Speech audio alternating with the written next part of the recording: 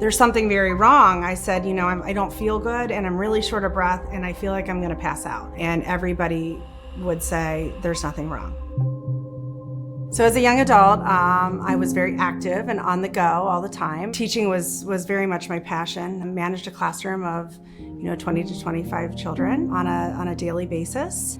And I started having these shortness of breath attacks. And as time went on, those attacks, so to call it, became more and more constant. Fast forward to I get married and David and I welcome our first child, and I'm 30 years old. And I remember the doctor said, "You've been through a lot."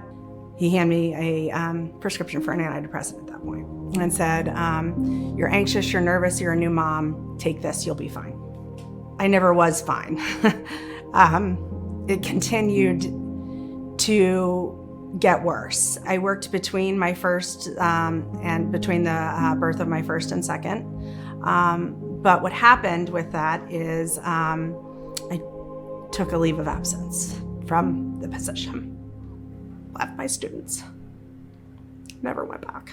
So this went on for upwards of 16 years. I ended up making an appointment with Dr. Carrie Lange. He said, "I think you have coronary microvascular dysfunction." And I said, "What's that?"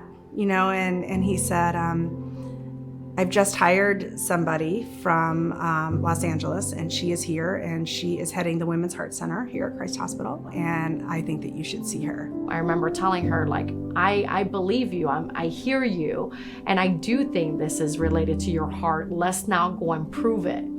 But while we're doing that, we're also gonna make you feel better, and you can prove everybody wrong that has dismissed you for so many years. She gave me a great deal of hope that she could fix it. After all those years, I remember taking the beta blocker and saying, "Oh my gosh, I feel fantastic. I feel great." I remember her telling me for the first time, I can actually carry my child up the stairs. She couldn't do that before. And then one day she was working out, and she always wants me to work out with her, and be down there with her. And she just, when she was done, she was crying because she could breathe, and I was just really happy for her. Almost had my head buried in my knees and thought, this is what it's supposed to feel like.